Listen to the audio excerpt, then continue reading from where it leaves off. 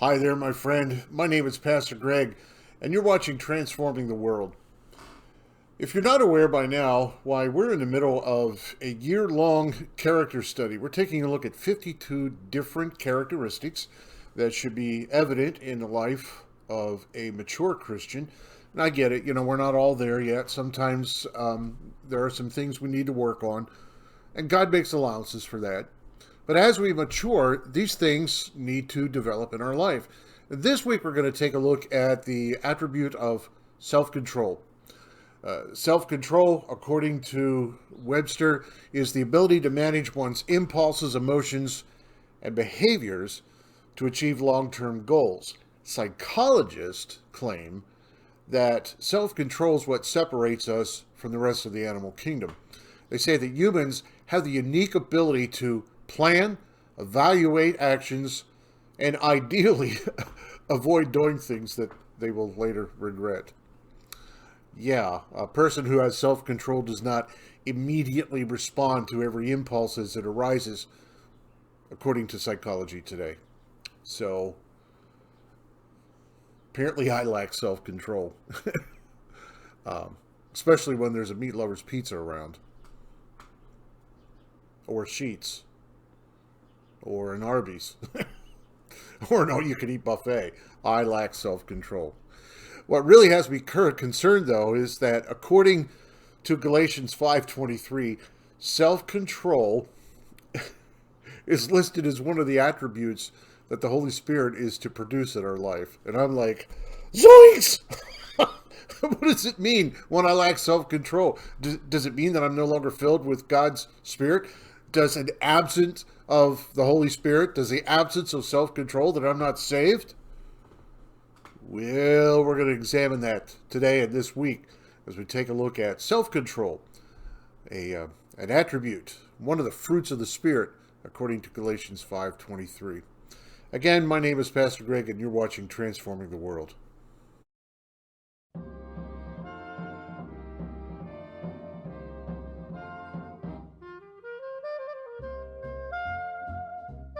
Now, I don't know how this makes you feel, but my lack of self-control in certain areas, it really bothers me. It really does. I mean, I can exercise extreme self-control in other areas of my life.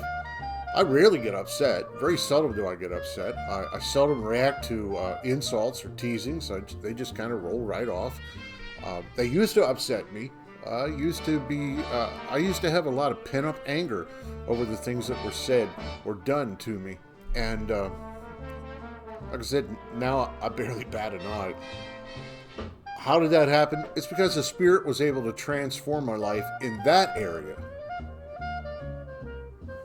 But as you can see, apparently not when it comes to food. So, question number 4 in our self-evaluation section, for me, my answer is a big fat no. It looks like I need to learn a lesson from Daniel. You remember when Daniel and his 3 friends were first prisoners in Babylon? Do you remember what happened there? They were given a whole lot of exotic foods to eat, but Daniel and his friends, they refused to eat it. It may have looked disgusting. Maybe it was broccoli or cabbage. I mean, I can practice lots of self-control with broccoli and cabbage, but Daniel says it was a reflection of their commitment to the holiness of God. So Daniel and his friends resisted, which is an expression of self-control. When you resist something, that is an expression of self-control. They resisted because they desired obedience to God above earthly pleasures.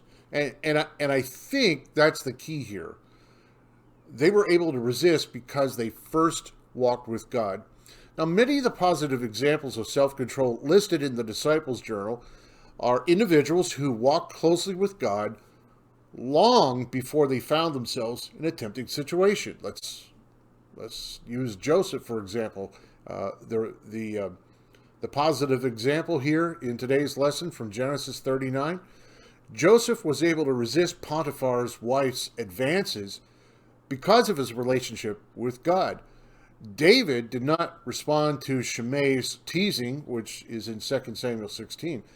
It's because of David's relationship with God. Now, so perhaps this is one of the ways that can help us practice self-control. When we strengthen our relationship with God, we desire to live we desire to live a life that is pleasing to Him. Our desire to honor God is greater than our desire to please ourselves. So, what does that mean? May I suggest to you that if we want better self-control in our life, maybe we should be spending a little bit more time with God. Maybe you and I, if we want self-control in our life, maybe we need to learn the lesson from Micah chapter 6, Micah 6:8, to walk humbly with our God. Maybe, just maybe, that you and I can achieve self-control when we keep in mind that God is walking with us. We're Christians. We have God's Holy Spirit in us. So God is present. He is walking beside us. He is walking, he's walking. He is never really too far from our life. He is never really too far away that He cannot see all that you and I are doing and saying. Which actually is just kind of fine with me. I'm glad that God is near. I'm going to pass Him the sauerkraut the next time somebody tries to serve it to me. So here, God, you like this. Anyway, I will continue to talk about self-control the rest of this week on Transforming the World. Thank you for spending a beautiful day with me. My name is Pastor Greg.